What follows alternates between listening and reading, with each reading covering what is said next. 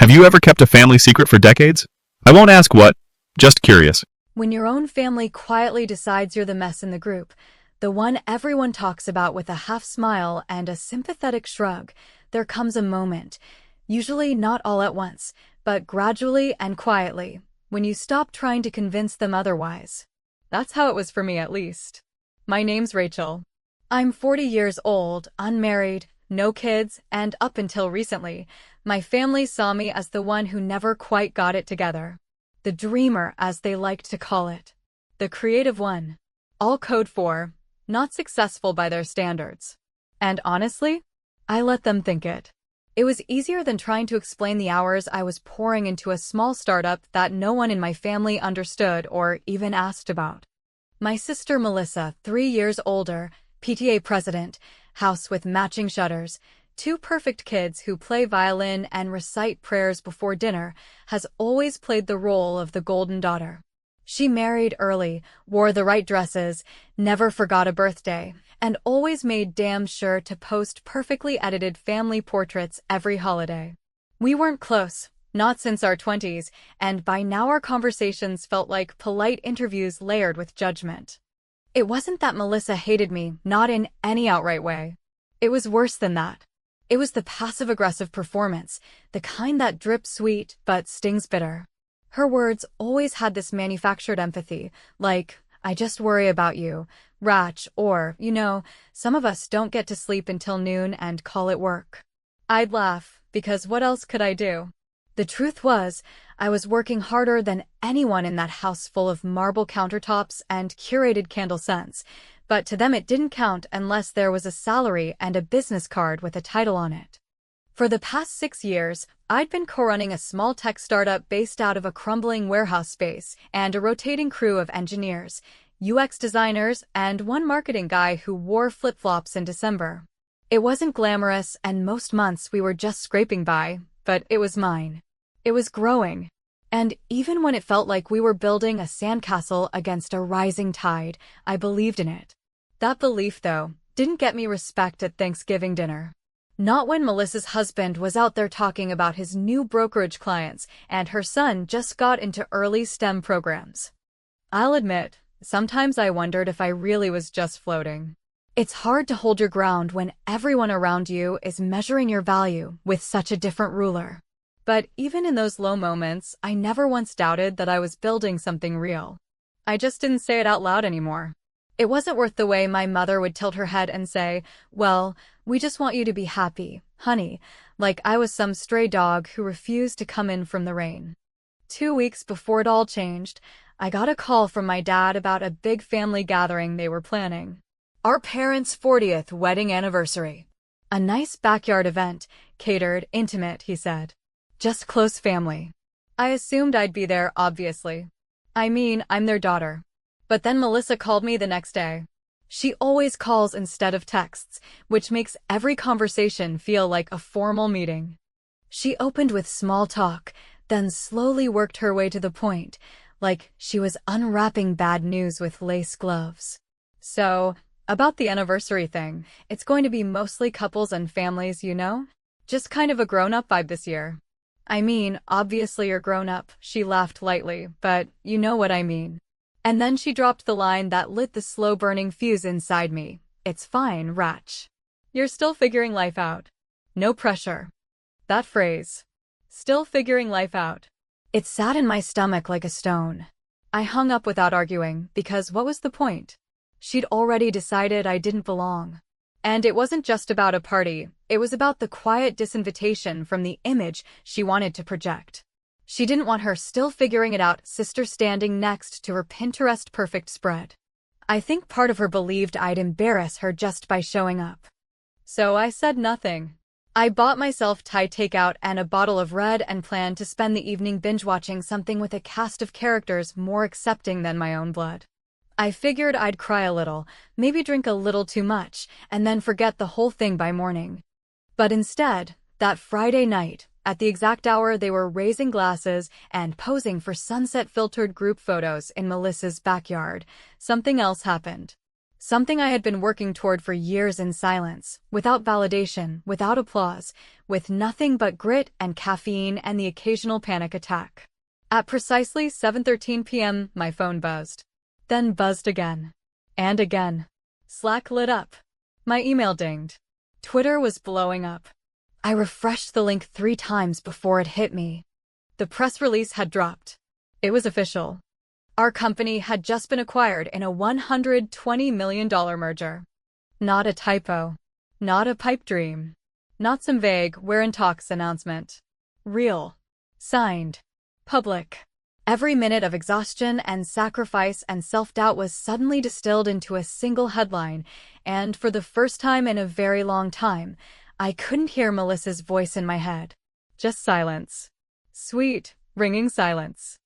I didn't cry. I didn't scream. I didn't post. I just sat there, staring at the screen, the half-eaten pad thai forgotten beside me, and I let the moment hit. I let it wrap around me quietly, like a secret finally set free. Funny thing is, no one from my family called that night. Not my mom. Not my dad. Certainly not Melissa. I scrolled through Instagram while the news spread, photo after photo of the party. Balloon arches. Smiling faces. Melissa in a cream jumpsuit, holding a glass of rose like she'd invented wine. And me? Not in a single shot. But something in me had shifted. Not out of anger, not even out of pride, just a deep, bone-level knowing that they had no idea who I was anymore. Maybe they never had. And then, at 11:30 the next morning, right after I'd poured my second coffee and opened my inbox to find 3 VCs asking if I'd consider launching again, my phone rang. It was Melissa. Her voice was syrupy and soft. "Hey, Ratch. I saw some news." And in that moment, I smiled for real.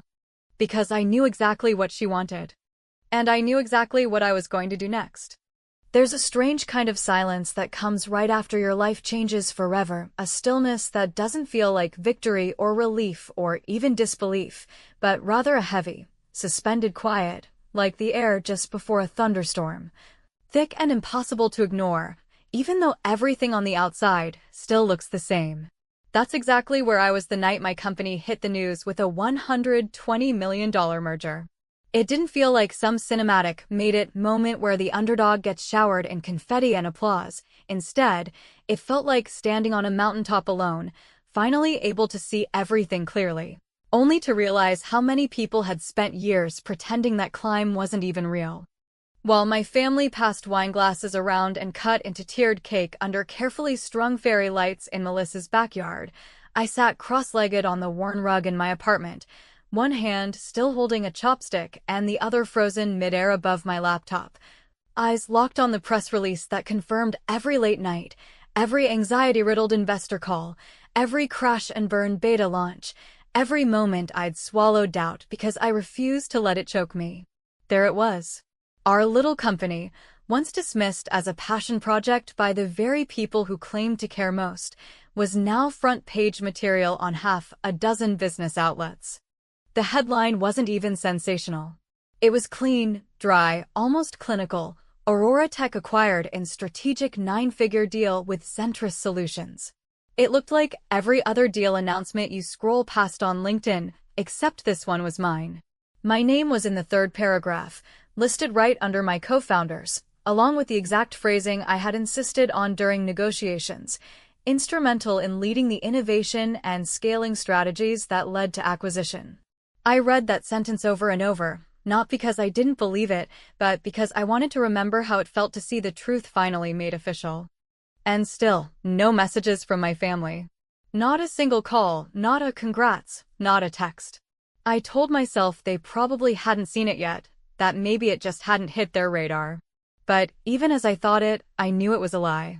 Melissa follows business news like it's her second religion. She's the kind of woman who tracks real estate trends, reads books on personal branding, and uses the word leverage in casual conversation. There was no chance she hadn't seen it. And yet, the silence stretched on. Instead, what I saw was her smiling face on Instagram, angled perfectly in golden hour light, standing next to her husband in a matching khaki and blush ensemble, holding a champagne flute in one hand and resting the other on the shoulder of their teenage son who looked just bored enough to be real.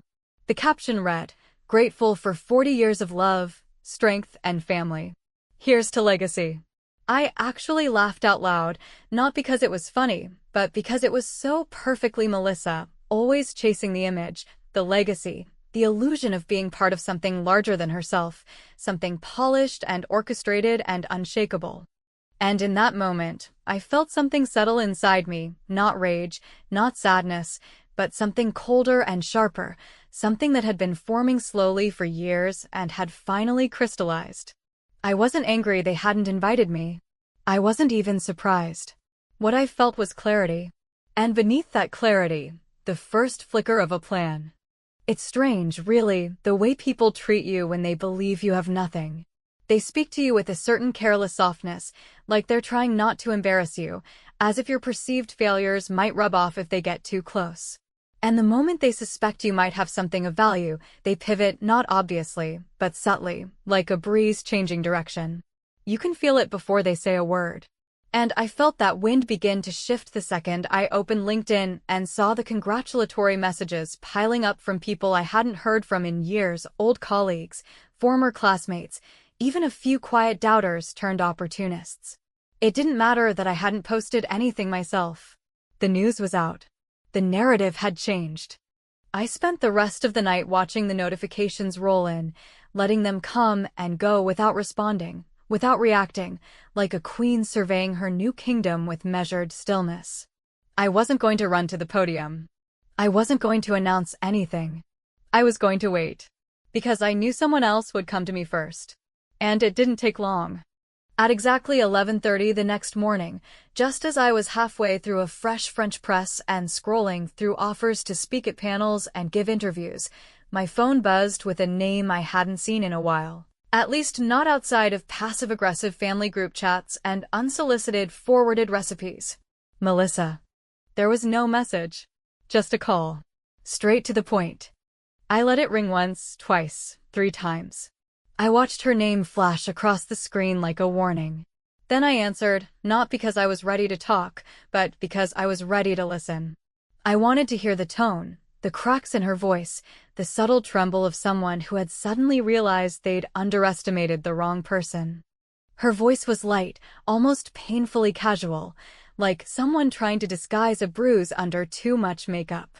"Hey, Rach," she said, as if we had just spoken yesterday, as if she hadn't deliberately cut me out of the biggest family event of the year.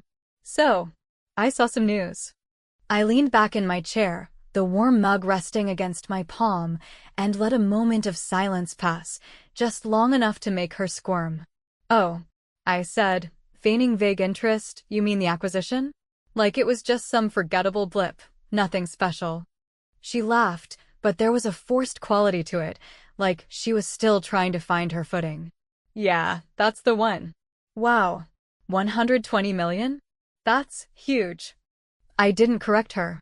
I didn't tell her the deal included performance incentives and a staggered payout, or that I now sat on a board with 3 CEOs who used to ignore my emails. I didn't tell her anything, really. I let her fill the space with questions I had no intention of answering, because I wasn't ready to share. Not yet. Instead, I let her talk. I let her fumble through compliments and soft jabs and half-hearted attempts at connection. "We should get lunch sometime," she said finally, her voice coated in syrupy nostalgia. "Like old times. Just us." And I agreed. I said yes with a smile in my voice and a plan in my head, because I already knew how this was going to unfold. Melissa wanted to talk. She wanted access. She wanted to rewrite the story with herself back at the center. But what she didn't know, what she couldn't even begin to imagine, was that I had no intention of letting her hold the pen ever again. She thought she was still in control. That I'd come running for the approval she never once offered when I needed it. But the truth was, I didn't need it anymore. I wasn't the one figuring life out. She was. There is a particular kind of conversation that does not happen out of curiosity, affection, or even guilt. It happens because someone somewhere feels the ground shifting beneath their carefully arranged life, and needs to regain control before the story moves on without them. And when Melissa called me that morning after the acquisition hit the news, I knew within 5 seconds that she didn't call out of pride or joy or even mild interest, but because she realized something had happened that she wasn't prepared for, something that put me, the family afterthought, the tolerated eccentric, the woman who never quite figured it out, suddenly at the center of a narrative she could no longer control. Her voice, when I picked up, was dripping with that artificial calm that only people who are used to being in charge can manufacture when they feel like they've been caught off guard, but are trying to pretend otherwise. It was the tone she used when she was losing but didn't want to admit it yet, and as soon as she said, "Hey, Ratch," with that falsely upbeat lilt, I knew she was walking on glass. Trying to sound like this was just another sisterly check-in, and not the reconnaissance mission it clearly was. I played my part, not because I wanted to be cruel or even particularly clever, but because I understood something then that I had never really seen clearly before, that Melissa was not nearly as confident or composed as she presented to the world. That all the curated photos and organized events and perfectly rehearsed family toasts were scaffolding built around a deep fear of irrelevance, of being forgotten, or worse, outshined by someone she had already decided wasn't worth paying attention to. She didn't ask many direct questions at first, just vague, wandering comments designed to give me the chance to spill everything voluntarily, the way she always assumed I would because for years I had needed her approval more than I cared to admit, but this time, I didn't give her anything real. I offered polite affirmations, half smiles in my voice, and broad, meaningless phrases like, "It's been a wild ride, and we've all worked really hard," and with every non-answer, I could feel her frustration tighten, though she never let it show explicitly. She danced around the edges of the topic for nearly 10 minutes before she finally said the words I had been waiting for: "We should catch up properly. Maybe get lunch next week," and I knew instantly that this wasn't about reconnecting or repairing anything. It was about understanding, about evaluating, about deciding where she stood in relation to this new version of me that she hadn't prepared for. I agreed, of course, without hesitation, because I wanted that meeting just as much as she did, though for very different reasons. When we hung up, I stared at my phone for a long moment, then leaned back in my chair, letting the weight of the moment wash over me, not because I was overwhelmed or even particularly emotional, but because I understood, with a level of clarity I hadn't known I was capable of, that this was not just a turning point in our relationship, but a kind of reckoning. Melissa had spent decades building a version of herself that depended on me remaining in the role of the cautionary tale, the well-meaning but underachieving sibling who made others feel better by contrast, and now that the story had changed, publicly, dramatically, undeniably, she needed to renegotiate her place in it. But I wasn't going to let her. Over the next few days, I did something I hadn't done in years. I began to really remember, all the small humiliations, the microcuts disguised as concern, the times I had been excluded, diminished, laughed off, and subtly but unmistakably made to feel like a failure, not because I had actually failed, but because I didn't live my life according to her script. There was the time she announced at Christmas dinner, in front of our parents and grandparents, that she had set aside a little emergency fund in case I ever decided I wanted to go back to school or, start fresh. As if I were some 19-year-old, still trying to figure out a major, not a 35-year-old woman building a business brick by brick. Or the time she posted a Facebook status about how grateful she was that her children had strong role models to look up to, and tagged her husband, her pastor, and even our cousin who worked in finance, but not me. Even though I had just spent 8 months mentoring underprivileged girls in STEM, and had launched a non-profit educational app that was being used in 3 public school districts. All of it came back to me now, not with bitterness, but with a cold, steady recognition that this woman had never once seen me clearly, had never even tried, and that everything she knew about me had been filtered through her own need to be the successful one, the responsible one, the one who could be admired without complication. And now she was calling, wanting to talk, wanting to share a table, a coffee, a conversation, as if nothing had happened, as if she hadn't made a choice just 2 weeks earlier to exclude me from a celebration of our parents' life together. As if that choice hadn't exposed exactly where I stood in her hierarchy of relevance. I didn't know yet what I was going to say at that lunch, but I knew it wouldn't be what she expected, and it certainly wouldn't be easy. Because I wasn't coming to that table as the sister she thought she had outgrown, I was coming as someone who had outgrown her. And for the first time in a very long time, I wasn't angry. I was ready. And Melissa had no idea what was coming. There are meetings in life that don't really happen around the table they claim to be set at, conversations that are not about what's being said out loud, but about the long history of what has gone unsaid for years, sometimes decades, simmering just beneath the surface of polite small talk and over-polished smiles. And as I walked into the sun-drenched, overpriced cafe that Melissa had chosen, complete with hanging plants, organic chalkboard menus, and the kind of seating that prioritizes aesthetic over comfort, I knew exactly the kind of performance I was walking into, and I knew exactly what I was going to do with it. Melissa had chosen a corner booth, probably for the light, or maybe just to make sure she had her back to the wall like she always did, her version of home field advantage, I suppose, and she stood up as I approached, arms outstretched in a gesture that was a little too warm, a little too dramatic, as if the years of cold-shouldered distance between us could be swept away by the way she tilted her head and said my name like a mother greeting a child after a school play. She looked exactly as I expected, flawlessly styled in a soft beige blazer, delicate gold jewelry that caught the sunlight just so, manicured nails wrapped around a glass of cucumber water, and a presence that was clearly calibrated for whatever audience she imagined might be watching. She always dressed like she was being interviewed, and today was no exception. I, on the other hand, had made a deliberate choice that morning, not to dress down in some performative rebellion, but to show up in a simple, clean outfit that didn't announce wealth or power or look at me, but also didn't try to hide it. Dark jeans, a silk blouse, well-cut boots, and a bag that looked unassuming unless you knew what it was. I didn't need to say a word. She clocked the entire outfit within the first 2 seconds. The first few minutes were exactly what I expected, a soft volley of compliments laced with veiled curiosity, casual inquiries masked as conversation starters, the kind of talk that fills time but says nothing of real consequence. Melissa asked about the weather in my part of the city as if it were a foreign country, commented on how good I looked. "You must be sleeping better," she said, a throwaway line that landed just awkwardly enough to reveal what she really meant. And when the waiter arrived, she ordered without even glancing at the menu, some kale-based thing with goat cheese, while I asked for a burger, medium rare, no substitutions. She paused at that, just long enough. I let her talk.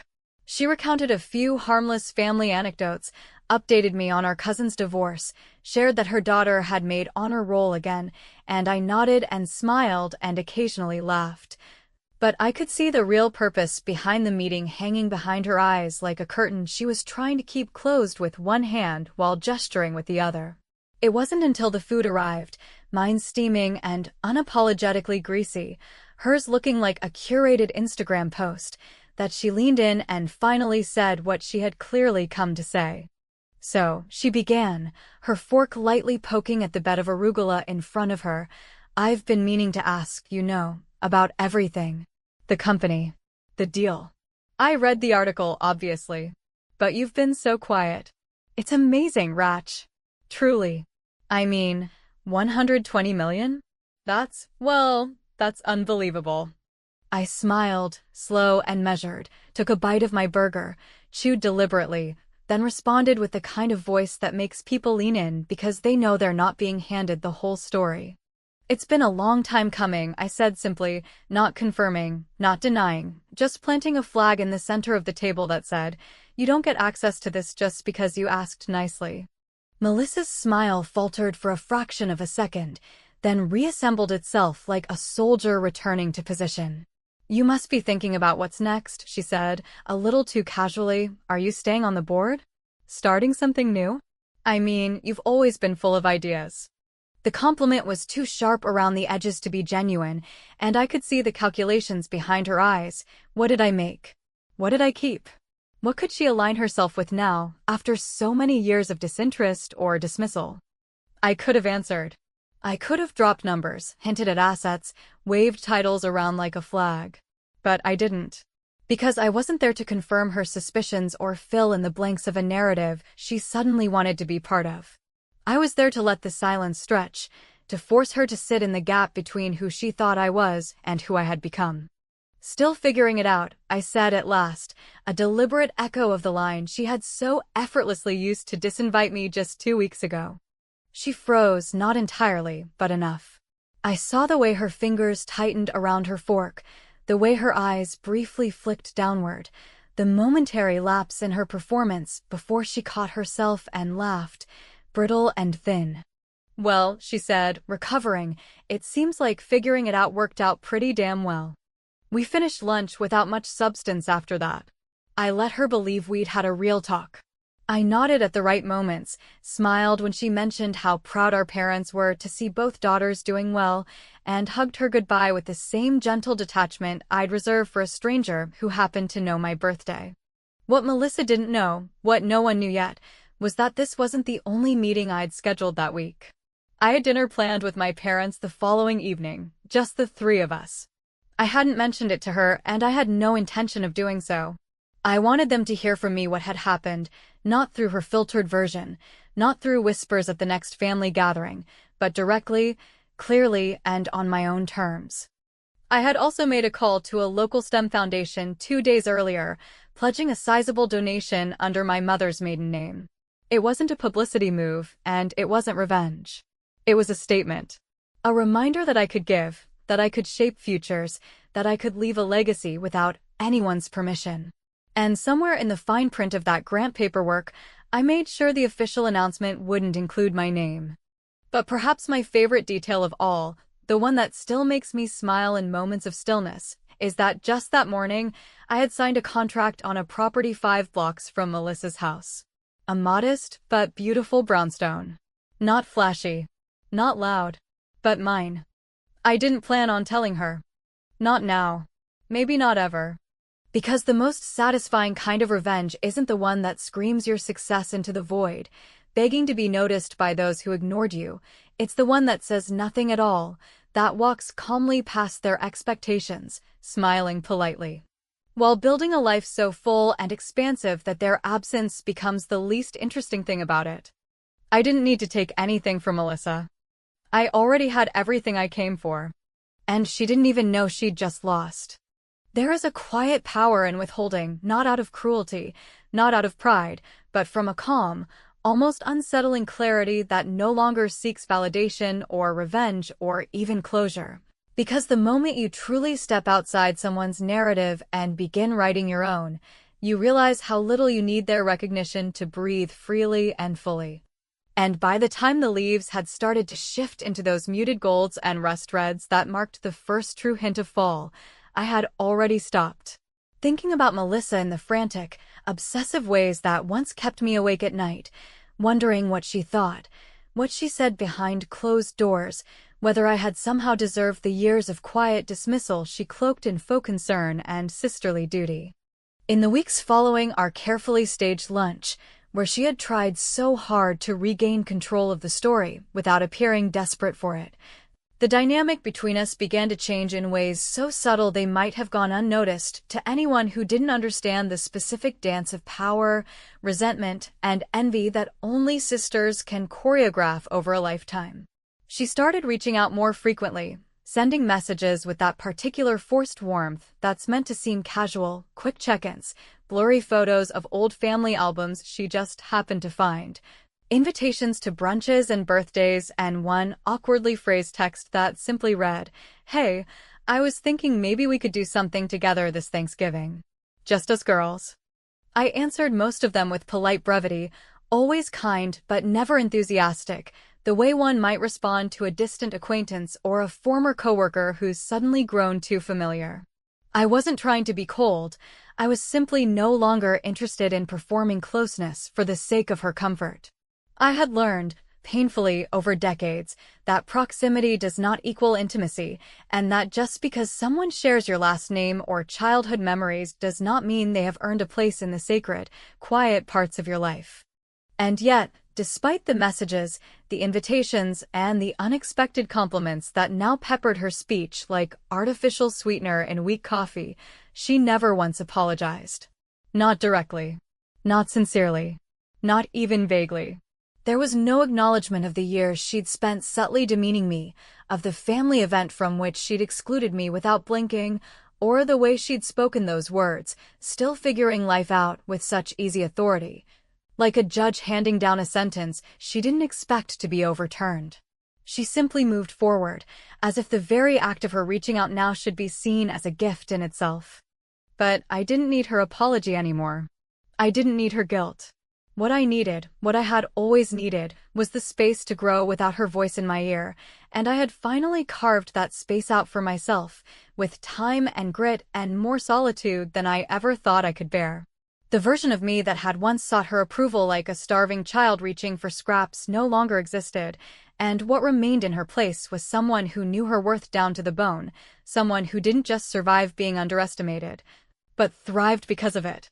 My parents, to their credit, had responded to my news with something bordering on wonder, not because they fully understood the scope of what I'd built or the intricacies of the deal I had signed, but because they had finally, undeniably, been forced to see that the daughter they had once described as finding her own way wasn't just wandering, she had been building something real, something vast and valuable and entirely her own. That private dinner, the one I hadn't told Melissa about, was quiet and warm, filled with hesitant pride and late-blooming recognition, and although my mother cried softly into her napkin when I told her about the donation to the STEM Foundation, she didn't ask why I'd done it anonymously. She knew. She had always known, I think, in some deep part of herself she hadn't allowed to speak up at the louder, shinier family gatherings, that the daughter who brought the strangest gifts and wore the wrong shoes and asked too many questions had been fighting battles none of them had ever really seen. By the time Thanksgiving arrived, I had settled into my new home, a brownstone not far from Melissa's, as ironic as it was intentional, and I had already furnished the library with floor-to-ceiling shelves, filled them with books I had collected over years of chasing knowledge and possibility, while everyone else chased predictability. I hosted a dinner for a few close friends that night, engineers, artists, nonprofit founders, the kinds of people who had built themselves from scratch like I had, and as we sat around my table, laughing, debating, sharing stories from childhood and code and chaos, I felt something I hadn't felt in years: ease. Not triumph. Not vindication. Just ease. Still, Melissa couldn't resist her stage. At our parents' Thanksgiving dinner the following week, held in their too-bright dining room with the same embroidered tablecloth we'd used since childhood and the same awkward tension we never acknowledged, she stood up, glass in hand, and offered one of her signature toasts, the kind that sounds generous to the untrained ear but lands with the weight of a calculated move. "This year," she said, looking at me with that polished smile that had started to chip around the edges, "I'm especially grateful for family resilience and for the strength it takes to keep showing up, even when life throws you a curveball. Or maybe a curveball turns out to be exactly what you needed to hit your stride." There was polite laughter. My father raised an eyebrow. My mother glanced down at her plate. Melissa sat down, clearly expecting me to offer something back, some kind of softening, a moment of warmth that might signal everything was okay now. But I didn't give her that. I waited a beat, let the silence linger just long enough to make people shift in their seats, then raised my glass and said, not loudly, but clearly, some of us had to build our own definition of family. From scratch. A few eyes darted between us. Melissa blinked. No one said anything. And then someone coughed, and someone else passed the cranberry sauce, and the moment moved on like a river around a stone. Later that evening, as I helped my mother wash dishes in the quiet hum of the kitchen, she touched my arm and said, softly, "You don't need to explain. I see it now." And that was enough. Because the truth is, I didn't win. Not in the way people think success looks like: trophies, applause, vindication. I didn't take back the years. I didn't get the apology. I didn't reclaim some lost status or rise to some imagined place at the table. I just stopped needing those things. I stopped needing to be seen by the people who had looked past me for so long, and in doing so, I finally saw myself fully, without distortion. Melissa still sends messages, still offers invitations, still tries to find the version of me that used to orbit around her. But that version is gone.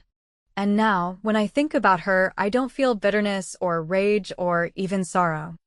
I feel something far more unsettling. Curiosity. Because for all her certainty, all her declarations and judgments, all her carefully designed milestones and curated performances, I'm beginning to wonder if Melissa ever really figured anything out at all. And that might be the biggest twist of all.